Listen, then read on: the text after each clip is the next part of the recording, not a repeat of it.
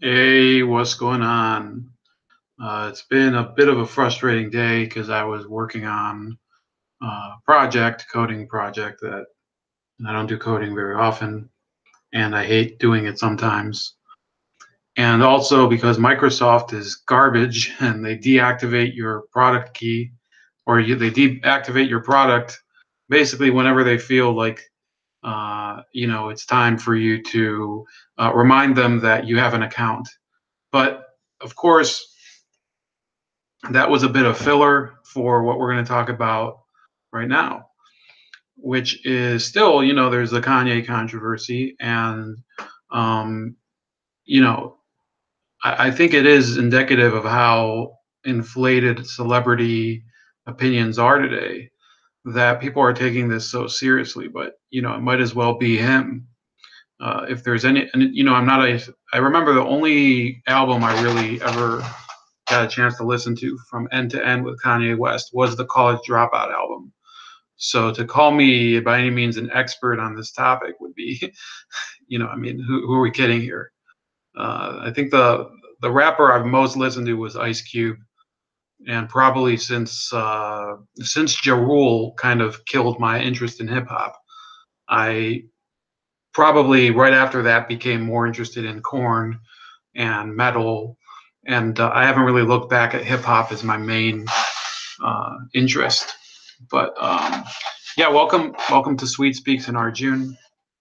Yeah, I don't know what Maddo impression are you talking about. I believe she called in and slandered me on Anthony Logan yesterday. That was very, very unkind. I mean, yes, the bookshelf is unclean, but there's a lot of knowledge here that she could probably use. And I did grab that video and I did put it there. So I'm expecting an apology from the fair Ms. Maddow. What a bonny lass she is indeed, isn't she? So, in all seriousness, though, the real issue I'm having right now, and there's a such thing as commenting too much on the Kanye West thing, but there are certain things that you can pick out of it that I believe are very important. And the important part is that a lot of people who spent their entire careers basically kissing Kanye West's ass are now having to, deal with him being a pariah within their circle, and their circle is exploding. They don't have any, he posted, I think, a tweet earlier today that was basically him saying, "Shut up, John Legend. I know what I'm doing, so don't tell me what to think." And that was a very interesting piece. So he's basically firing in all directions right now because somebody who has that much wealth and that much he does have musical talent. It's not really, like I said, I wouldn't say that I'm a huge Kanye West fan, but I've listened to some of his music, so you know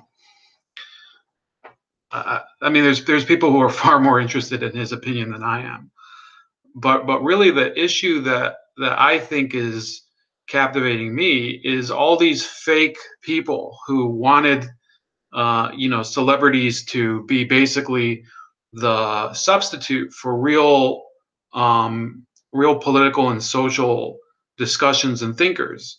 Now they have to deal with somebody who is a huge celebrity. He can't really be ignored at this point because he's already probably one of the five most powerful musical artists in the world today. There would probably be up with him would probably be Jay-Z, and then you could say Bruce Springsteen in some way, and I could be totally wrong on this, but there's definitely a case to be made that Kanye West might even be at the top of that list. Who even knows? And Jay-Z, by the way, I could probably say that I unequivocally have always hated him. Pinochet says, I couldn't name one single song from him, so I'm with you on that. No, I mean, I'd say some of his stuff I actually like, but I mean, what was that song he made? Stronger. That was a good song. It was a good music video. But there's people who basically relate to him as he would have them relate to him, which is as a god. I don't really relate to artists that way. There's a lot of, Oasis is my favorite act probably that I could still listen to no matter How many times? It's not rap, and I don't relate to them as gods. They're human beings, and they create great music for humans to enjoy. I'm sorry if that sentence came out like Mark Zuckerberg, but music is important, and musical figures are important, and their opinions are in some cases very they're very telling, and they tell a little about where society is at. But we can't just create out of Kanye West the greatest, this person who is, you can't inflate the value of what he's saying. But who is inflating the value of what he's saying at the moment? That would be the media figures that continue to pile on him right now. I mean, last night there was Colbert, and there were other people. All the late night people were talking about him. He's basically seized the attention of the country, and the people who are longtime Kanye West fans are going to either ignore this, or they might have a change of opinion, or they might abandon Kanye. It could be that they decide, well, I was with him until now. It doesn't matter. And before we end today, because that's not the meat of the issue here. Before we end today, I'm going to talk about what really is the significance. Why is everybody freaking out about Kanye West? I mean, I know Arjun probably knows who he is, but there's probably a number of people around the world beyond the U.S. who are thinking, why does it matter what Kanye West thinks about Donald Trump or Candace Owens or anything? So the reason that I decided to comment at this point on this is because of a certain publication that decided to shame Kanye West about it. And I'm not okay with letting it go from this publication in particular, and that's Rolling Stone. And the reason that I take such a hard line against Rolling Stone is because the reason that you're watching me today, that there is anything that I'm putting on the internet today for you to watch or to comment on, or that I'm writing or commenting on anything, is because of a story that Rolling Stone published in 2014 called "A Rape on Campus," where they basically had a reporter, Sabrina Rubin Erdelli, who claimed that she had heard the account of a woman who went there who was gang raped by a bunch of frat boys in 2012, and that the college had ignored her complaints, her charges against these frat boys, and had basically buried the story, and that this was an attempt by an institution, the University of Virginia, to bury and conceal rape culture on American college campuses. And it caused, there's moral panics all the time. There was the moral panic of last year, the Me Too. There was the moral panic of that right before that, and which is still kind of churning, the Nazi panic surrounding Charlottesville, and all of these have kind of a gray area where nobody knows where exactly they start and where they finish. The rape culture panic had already been in full swing for a number of years, because in academia people were talking about, people were Sexual Assault Awareness Month and stuff. I think that's this month, by the way. By the way, if you need a month in order to be aware of sexual assault, I mean, you're missing the message. If you're that concerned about something, you should be aware of it probably 365 days a year. If it's that big of a problem, you need a month to be aware of it. That's why these holidays and milestones, Sexual Assault Awareness Month, those types of things are basically, they're of little value nowadays. If you want to do something about it, I mean, if you're a woman, for example, you should probably take a self-defense class or buy a weapon. Those are pretty easy solutions, but instead they'd rather have months, and they'd rather have awareness walks and stuff like that, and donation drives for causes that, to be honest with you, practical advice would go a lot further than that. So Rolling Stone in 2014, sorry, I think it was the fall of 2014, they published "A Rape on Campus." And that was the story, when it was revealed to be false, that caused me to really start looking. That was, I mean, people are talking about red pill moments, and I talk about it whenever that type of topic comes up. That was my red pill moment as far as the media was concerned, because no consequence happened because of it. And this was the piece that I wrote, and it's kind of embarrassing because the blog is kind of cheesy. and it's got the old layout from Blogspot, but I still keep it up, and it's a piece that's very, it's something that I cherish because I wrote it, while I was, I think I was working, I think I was between jobs at the time. And, it really got me riled up to see all these people. Yeah, this was April 8th, 2015, I wrote it. And this was after Columbia School of Journalism had ruled that this article by Sabrina Rubin or Deli Rubin, whatever her name is, it was basically a complete lie. None of it had happened. The gang rape hadn't happened. Basically, the witness, Jackie, had said she'd given a date for this party where the gang rape had allegedly happened. That there was no party on that date. The frat boys had never had a party on that date. And immediately, people started going to her, even I think before she even published, and people had warned her, well, this woman isn't exactly reliable. And these were people that she had said were witnesses and had known about this and knew that she'd been raped. These were people that she'd used as witnesses. And this whole issue was something where Erdely had decided, this story is important enough that it doesn't matter whether it actually happened, because rape culture is the real problem. And I'm going to listen to Jackie, who was a rape victim, and I'm going to tell her story, whether it's true or not. Whether it's true or not. And the fact is that when somebody goes and publishes a story, it doesn't matter whether they're a professional journalist or somebody like me who just writes and sends it to people whoever will read my stuff. It doesn't matter. I share my stuff just so the story gets out. The Nicaragua stuff, a lot of people couldn't give a shit what happens in Nicaragua. I'm still going to write a piece about it, and I'm still going to share it with the people who find it interesting. And the important part is to make sure that what you're writing can be at least substantiated fairly.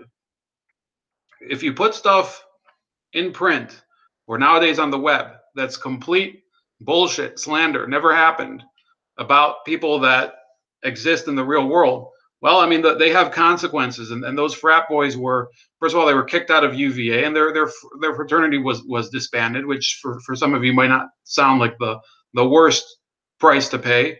I wasn't in a fraternity in college. Probably would never have joined a fraternity. I think those things are stupid. And if anybody's in the audience, I don't know if you guys would join a fraternity, but it's really a case where you have to remember that this country, its justice system is predicated on a presumption of innocence. It's predicated on the notion that everybody's entitled to a fair trial. Now, also because we have freedom of the press, to a certain extent, those two values can I mean, it's possible for them to clash. It's possible. It's very possible for people to have their judgment be done in the public eye, as opposed to being done, properly in a court of law. And then by the time the trial happens, it's very difficult for the jury and the judge to keep keep it from becoming a circus. I've been watching I don't get to watch a lot of it anymore, a lot of Netflix or anything, but I've been watching American Crime Story with the O.J. Simpson trial. And it's pretty clear that the celebrity issue, the issue of high profile, news coverage, hurts the proper, the proper procedures of the justice system, and that's why certain defenders who are innocent get convicted, and certain ones that are guilty go free. That's one of the problems we have, because we have a society that treasures freedom of the press as well as the right to a fair trial. Two rights that we have can sometimes clash, but you can't let go of both. And it's the prerogative of the journalist. It's important for the journalist, in this case Sabrina Erdely, to make sure that you're not spreading things that are complete and utter lies, as she did with that story. So what happened with that? What happened with that? Well, let me see here. I thought I put it in the right window.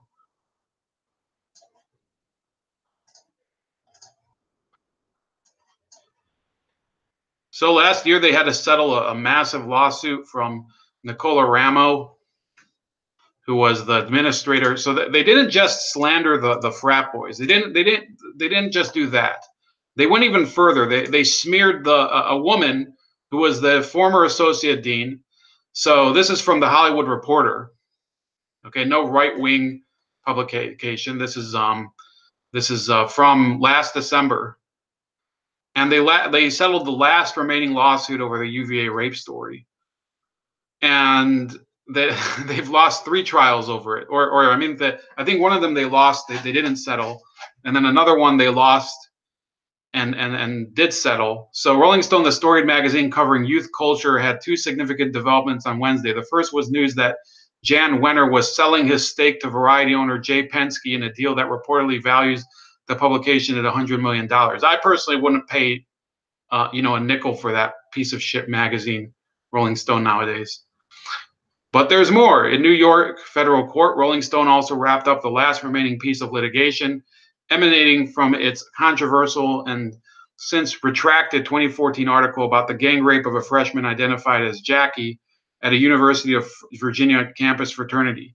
The defamation lawsuit was brought by 3 members of the Virginia Alpha chapter of the Phi Kappa Psi fraternity, where Jackie was allegedly raped. The claims were initially dismissed by a federal judge before being revived in September by the Second Circuit Court of Appeals. Now the parties have stipulated to dismissal in a court filing that quietly came as word was spreading about Penske's purchase. The settlement is the third for Rolling Stone over that Sabrina Rubin Ordelli written article titled "A Rape on Campus," which prompted a commission investigation by the Columbia School of Journalism over its faults. The first settlement came after Rolling Stone lost a trial with Nicola Ramo, the university's former associate dean, who sued for being cast as the chief villain who silenced Jackie and discouraged her from reporting her alleged gang rape to the police. Ramos scored a $3 million verdict at trial, and the settlement announced last April headed off an appeal. Then Rolling Stone came to a $1.65 million deal in June with the fraternity itself. In my opinion, they should have paid like $20 million to the because it's about, I mean, a fraternity is probably like 40 people at least, in order to actually have like I mean, I guess you could have fewer, but this was a group of people that basically had their lives and academic careers ruined. Not that, I mean, who knows? I mean, maybe they were just playing Xbox in their boxers all day long, but that's not the point. This settlement avoided a trial where $25 million in damages was being sought. Now some of the fraternity members become beneficiaries of a settlement whose terms were not provided in court. So it could be that there was an even larger settlement filed by the individuals, that not the fraternity itself. According to the attorney representing the plaintiffs, the agreement included a confidentiality requirement that precludes comment. So these people are sealed. This is the irony of Rolling Stone, which probably, I mean, let's see if, I mean, Rolling Stone talking about Stormy Daniels.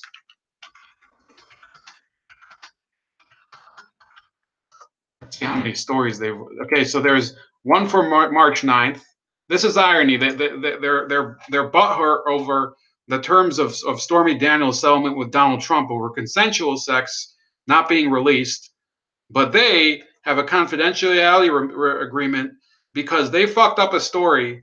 They not just they fucked up. They actually concocted this complete lie about a group of frat boys and got sued and lost and settled in order to sell the magazine. But they have this big, they're the moral arbiters of who who can disclose terms about litigation or whatever, civil litigation. That's what's so awful about Rolling Stone. That's why I'm focusing on this part.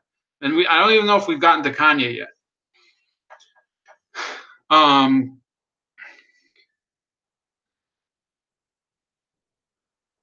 Originally, a judge granted the publication's motion to dismiss, finding the article's details about the attackers are too vague and remote from the plaintiff's circumstances to be of and concerning them.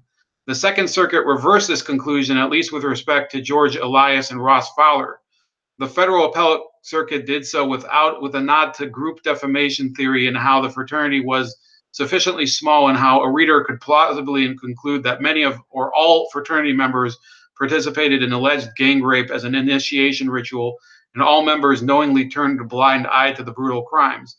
The dismissal of this action obviously allows Rolling Stone to move into its next chapter under new ownership without the legal baggage caused by its most infamous error. So that's the most important thing for them. The issue was not making right by the people that it harmed. That's not what Rolling Stone really cared about, and they never will. They're never Rolling Stone. This is why when you read this Kanye article, which I think is one of the more publicly known ones, and you know, I was trying to get the archive link, but for some reason I think Rolling Stone might have it blocked.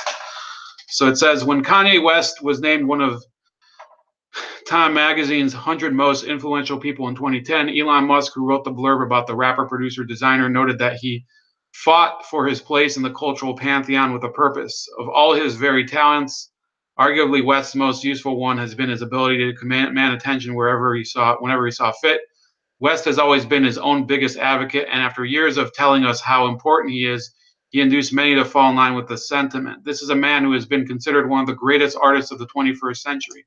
Let me see if they link to their own article. Well, no, USA Today. Hailed as the most influential man in style history, praised as a game changer in media, and cited by his contemporaries as one who helped shape their own art. When an artist achieves an almost deity-like presence in culture, they don't have to resort to publicity stunts to command attention. They'll have it no matter what they do. Therein lies the flawed reading Kanye West's touting of right-wing commentators like the Black Lives Matter bashing Candace Owens, or his declaration of love for Donald Trump as mere exercises and intention whoring. So when I read people dismissing these declarations as such, and going as far to say that we need to be outraged over West, I am further infuriated. It's easy for some, particularly if you're white, to say that an extremely influential black man with a cult-like following aligning himself with a demagogue and racist movement is much ado about nothing, but the rest of us can't shrug off the ramifications so swiftly. Whether one likes it or not, and no matter if it's right or wrong, Kanye West moves the culture. There is a reason I often jokingly refer to him as a hip-hop David Koresh. People worship this man and will follow him wherever he goes. The magnitude of his stardom cannot be overstated. Kanye knows this too, which explains why he once told T Magazine, "I'm not a celebrity, I'm an activist." The fact that when I see truth, it's really hard for me to sit back and just allow it to happen in front of me on my clock makes me a lot of times a bad celebrity. The conservative movement has never had an advocate as cool as Kanye West, and many should be alarmed. Conservatives have long elevated black figures who uphold white patriarchy. It's why Diamond and Silk can net New York Times profiles and appearances before Congress. It's how Katrina Pearson managed to be on national television throughout the 2016 campaign, displaying very little knowledge about any given political topic. It's how Omarosa Manigault Newman and Ben Carson scored gigs in the Trump administration despite having no business in either position. So this is what's so ironic, that these people at Rolling Stone, which is supposed to be a pop culture and music magazine, they're trying to doubt that Omarosa, who by the way has broken with Trump, I think she got fired by him, that she has no qualifications to serve in the White House. Well, by the way, she did serve in the Clinton White House. So I mean, what about that part? Ben Carson, you know, he was appointed head of HUD, and he's a neurosurgeon. You might say, well, okay, so what does he know about urban housing? Well, I mean, we had, for example, Ash Carter, who's just I think it was a scientist at either Harvard or MIT. So he was appointed defense secretary with no military background. under Obama. What's another case? There was Janet Reno was amply qualified. She was the third selection to be Attorney General under Bill Clinton, because the other two selections couldn't make it through Congress, a Democratic Congress. They were so bad the Democrats wouldn't vote for them. So they selected Janet Reno, and she led the Justice Department through. I mean, I think that her best accomplishment was deporting Elian Gonzalez, who was a Cuban boy who swam here with his mom because Cuba said, well, his dad wants him back. So that was the other things that happened under her were that she never really delved into how Al Qaeda infiltrated America and perpetrated the first World Trade Center bombing. And she also she did Waco, so that was her. It was Janet Reno who did Waco. Okay, I don't want anybody. I'm using that phraseology pretty intentionally. She did Waco. You know, she screwed up. Four federal agents got killed there because of the way that she handled it. Because the ATF, I think, is also under the Justice Department. This was before the Department of Homeland Security existed. So she was our attorney general, and don't forget all the people that died there too because of the assault on the Branch Davidian. So he brings up that part, but he doesn't. You know that David Koresh and Kanye West is the same thing. But I mean, maybe she should consult whether Janet Reno was really qualified to be attorney general. She was a horrible attorney general. Kanye West doesn't need conservatives to elevate him, but they will benefit from his boosting of their beloved mouthpieces under the guise of promotion of, quote, free thinking. When Kanye tweeted about Candace Owens, he immediately elevated a black woman who believes racism is nearly extinct unless she's suing over it, and aggressively tries to undermine the social justice movements of our time.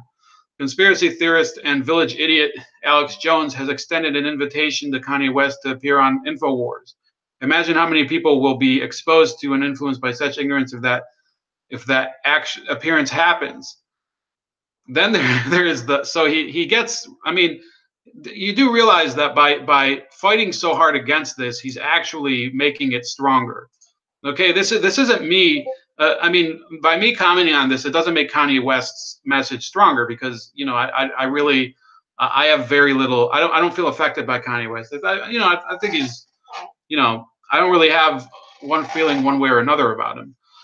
But then this guy, he gets so triggered, but he spreads the tweet and the image, and he says, then there is the image of Kanye West donning a "Make America Great Again" hat while declaring that Trump is his brother.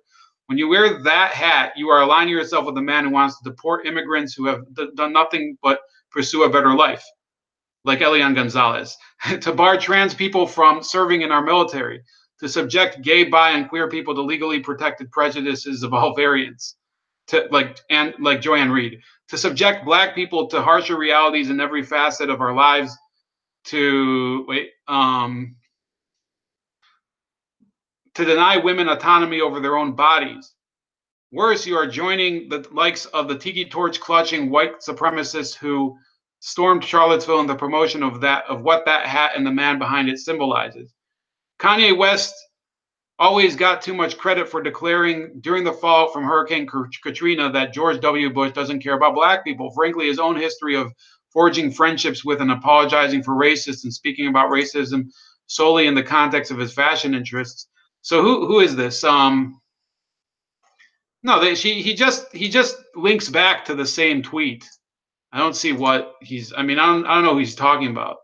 Had already made his true leanings clear, but much as in the case of his brother Trump, people tend to need to see something in its extremity before accepting it as real. It remains to be seen how much of Kanye's flock will follow him to the MAGA side of life, but already some high-profile men are defending his political musings. Sci-Hi the Prince's defense is to be expected. Who is that guy? I read this earlier on my phone.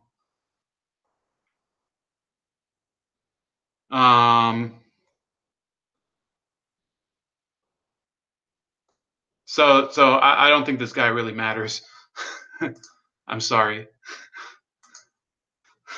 Maybe I mean, I don't know who the hell this guy is. Chance the Rapper. So they say Chance the Rapper's interjection was particularly disappointing. Why do you care? So he said black people don't have to be Democrats, Chance declared. They don't, but do they have to align themselves with bigots who wouldn't rent to us, who called for our deaths when we were innocent, mocked I think he's referring to the Central Park Five. And there's no, you know, I've read about that case, and I don't know if they were proved to be innocent. I think that there was an appeal that succeeded to get them acquitted, and you know, I really couldn't say whether Trump was right or wrong on that. But Yeah, everybody comments on public criminal trials, just like you basically made up, your magazine made up a story about a bunch of frat boys, and they all turned out to be innocent. On top of this, the man is an admitted serial sexual assaulter, but then again, Chance has a song with R. Kelly. Um, the inconvenient truth is that there are a number of black people more interested in enjoying the perks of white privilege than in leveling the playing field for us all. Where Kanye West falls on that line has been clear for a while, but is now undeniable. Conservatives have long wanted to reel in as many black faces as they could to uphold the status quo. With Kanye West going full on alt right on us, they've just found their best recruiter ever. So, this has got to be, the biggest display of irony I've ever. This is a publication that is garbage. They've never really explained, I mean, first of all, the fact that they had to sell this year and had to settle all these lawsuits again, by people who, had been wronged by them, and for I think it was like 3 years they pretended, we don't really it turns out, like, he goes on Comedy Central. So yeah, I didn't finish that sentence. Hold on. So the fact that they want this to be an issue of, it's all about race, and it's all about Kanye stabbing us in the back or whatever, and him joining Donald Trump. Remember, you write for a magazine that made up garbage about strangers that they've never met. You made up crap about people who, first of all, they're much younger than you. They're students at a university that technically the university could have probably put them through the ringer too, with all the Title IX crap that was happening around the time. I think President Obama, I don't remember if that was before or after, President Obama issued these Title IX guidances that were basically they allowed colleges to set up basically an inquisition to investigate sexual assault. That's not presumption of innocence, man. That's basically, Rolling Stone participated in basically a culture of turning college students against each other, allowing them to basically use these rules as a means of settling scores. And yeah, who featured this idiot on their channel? It's that guy who pretends that he's Alex Jones. It's Jordan Klepper. And the reason I'm gonna unmute this just so I can hear it. 1 second. And the whole thing is that he's a gay black guy, and his whole.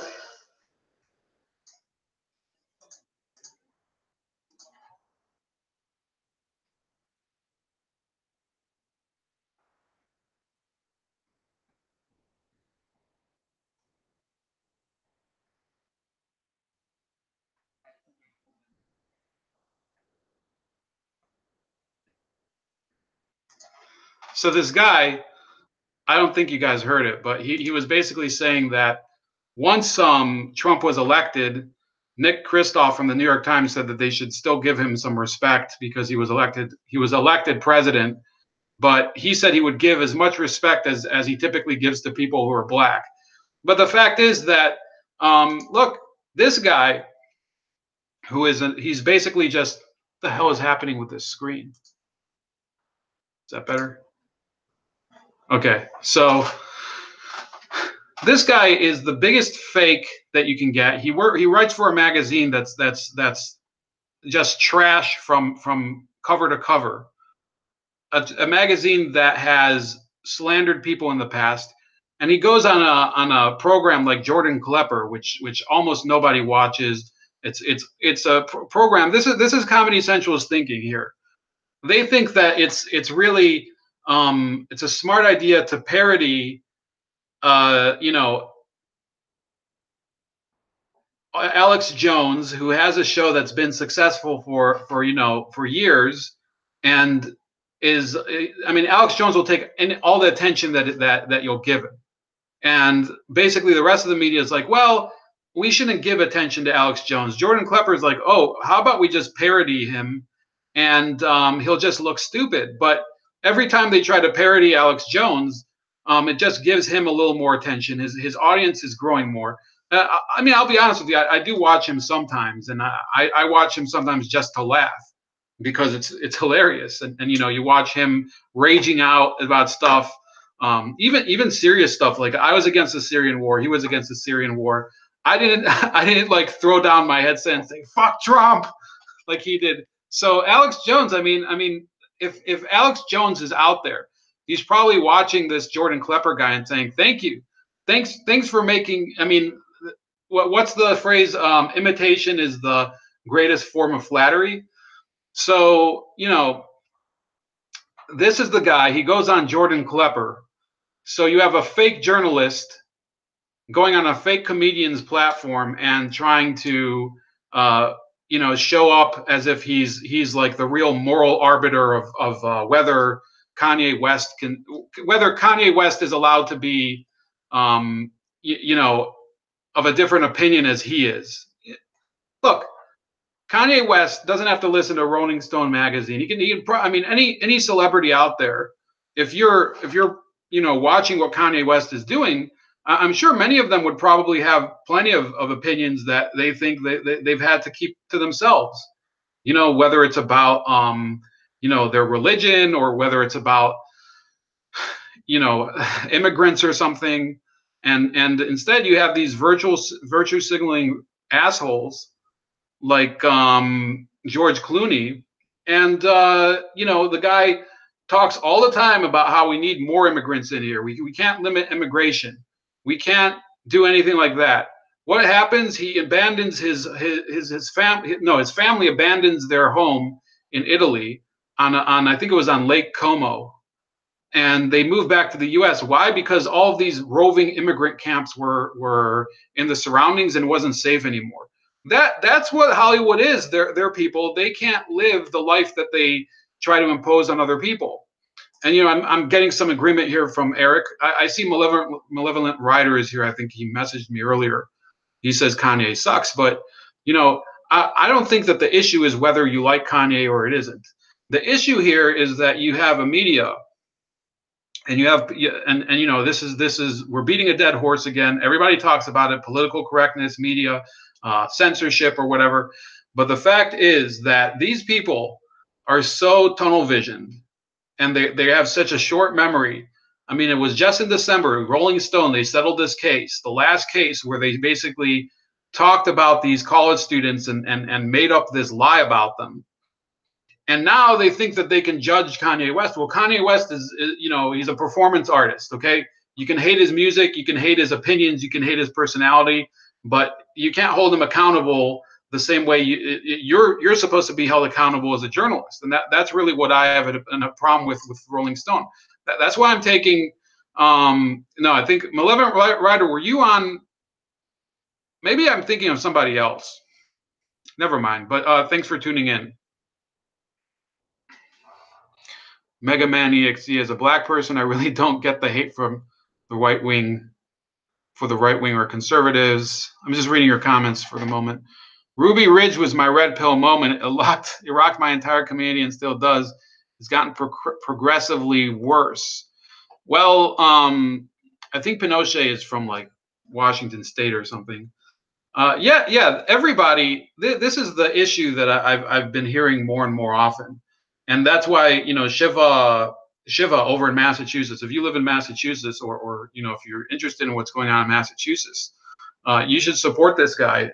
He's important. His run for the Senate is important against Elizabeth Warren, because I think it's beyond the Senate bid. It's a bid for breaking all the taboos. He said something very nice, which is that it's not just Indians that are on reservations now, and they are, and it's awful the way Native Americans are living on these reservations in the U.S. They have the worst health metrics of any community in the U.S., by the way, worse than any community in the U.S. health-wise, diabetes, everything, life expectancy. So it's not just them that are on reservations. They're putting black people on reservations. They're putting white people on reservations, you know, in terms of where what they can say and what their you know, what their prospects are in life. And now they're trying to impose diversity requirements and things like that. Um, okay, yeah, you probably found me from Hard Bastard. That's what happened. But welcome anyway. I write for Hard Bastard. I like his channel. It's a good channel. And check out his website. So, um, Hard News Network. What? It's hardnews.network. I think that's what it's called.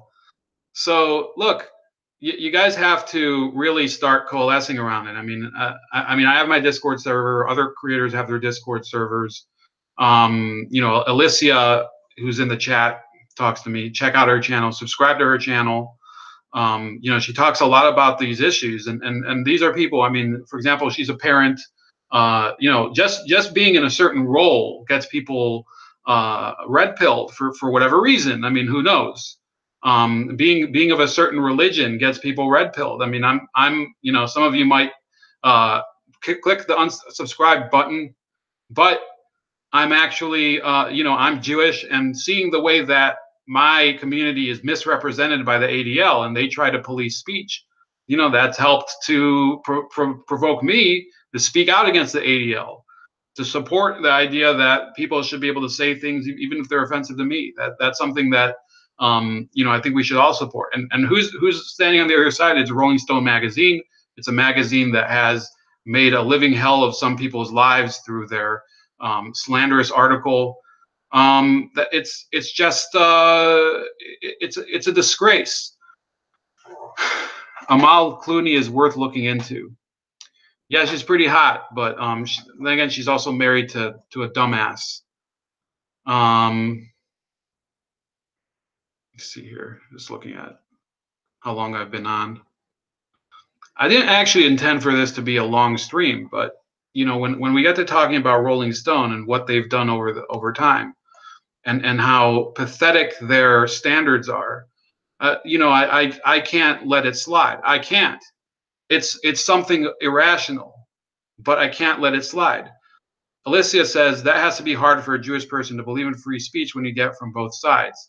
Well, yeah, there's a real problem, and there's a lot of people in the Jewish community who are rejecting the for lack of a better term, the liberal orthodoxy of the community leaders, because I believe more in the religious aspect of it. I don't care if there's all these people talking about heritage and all the scientists or whatever that have won the Nobel Prize. That's all fine and dandy, but what does it actually mean to be a member of the Jewish nation? Well, it comes with having to learn about the actual theology behind it, behind monotheism, behind the three patriarchs. We have three patriarchs and four matriarchs.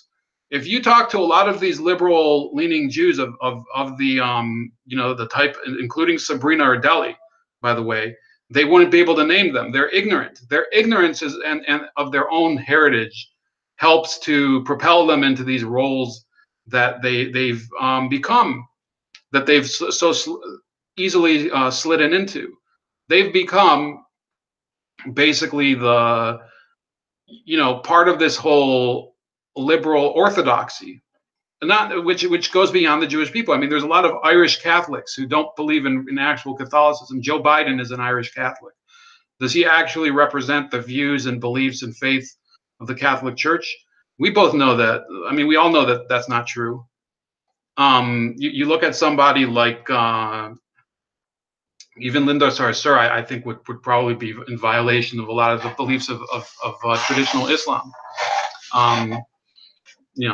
Which some would say is a good thing, but I'm not going to get into that. Yeah, Rolling Stone magazine, they grind my gears, as Peter Griffin would say. And if you read that article like me, the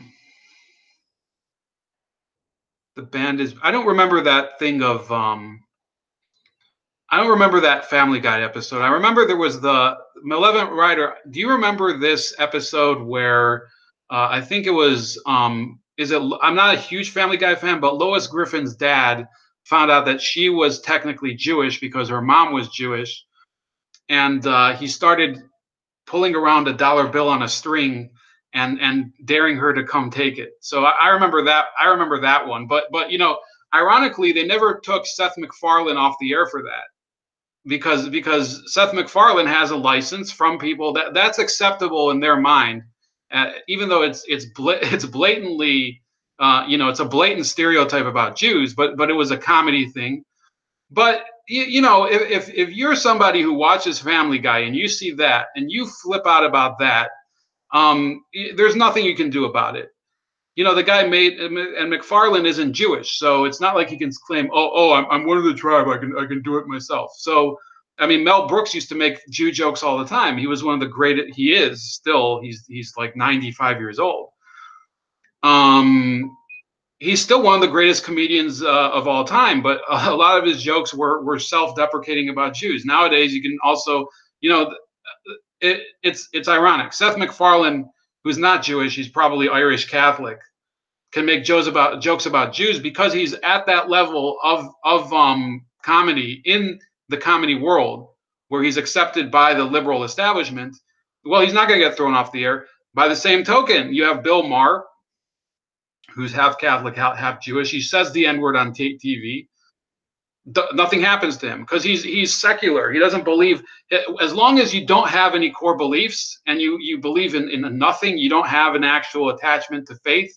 They don't. The establishment doesn't actually feel threatened by you, so they let you keep doing what you want to do, because they're like, well, he has no soul. He's basically like the rest of us. He sold his soul for fame, and you know, that's what we're dealing with. That's why Rolling Stone magazine, you know, it used to be, I mean, I don't know how long ago, but it used to be the go-to magazine to talk about modern music. Who do you turn to? I mean, you guys, I don't know how big music. Eric is probably a music fan. Malevolent Rider, let me know. Where do you turn to now to find out what's the new music? I actually have no answer myself, because Rolling Stone magazine, they want to talk about you know, Trump and Stormy Daniels and whether Kanye West can still be considered one of them. It's ridiculous. You know, there used to be, you know, it's probably true that they had NME, the letters NME. That was a great music magazine from Britain, and I think there's a Sound magazine. I guess you could count Vibe. He says, I listen to old school. I hate the new shit. But we don't even know where to get it, even if we wanted to. Mega Man says YouTube, Loudwire. There's Noisy, which is on the internet. You don't go to a magazine anymore. That's how pathetic. So what we're seeing here with Rolling Stone is that they've decided we're going to let go of our real mission that made Rolling Stone who they are, which was reporting on cutting edge music, reporting on, you know, on Hendrix and the Rolling Stones and the Who. They're gonna get rid of that type of reporting on the new revolutionary music. We're gonna be just basically a pop culture political magazine. It's all propaganda music and women sing about their vaginas these days. So yeah, that's the state we're in. And I mean, I have to say, in the past few years, I've been listening less and less to music in general, and a lot of the music I listen to is from older eras. You know, it's from the '90s, it's from sometimes the '70s. You know, the Motown era, and it's because of things like Rolling Stone. It's really a disgrace. So please, you know, let me know your thoughts in the description or in the comment section if you didn't have time to tell me in these in the top chat. And like the video, share the video. By the way, you know, talking about journalistic standards, when I wrote all that stuff about the Mattis file, which you can find in the description, Malevolent Writer, you're a new subscriber, read about the Mattis file, where I read into a fake news person, and I'm still working on the story, you know, developing it and continuing it. Well, I had to go talk to the original sources, and I had to go look at the material itself. and I had to go delve into the history of the person I was covering, John Mattis. And always do live chat. Wow. Let me see here. Okay. Good to know. Good to know. So look, when I talk about Rolling Stone, just know that it is because I hate Rolling Stone, probably more than any other magazine that there is. And when I try to put out a piece like I did with the Mattis file, I try to do as much as I can the opposite of what they did, and I hope that that makes for a better story. In the end, it doesn't matter if the story comes from me. If somebody shares that story and that story becomes important, like the Mattis file is pretty important, you know, mainstream media smearing Bernie Bros, then that's what really matters. It isn't about talking about rape culture, which is fake.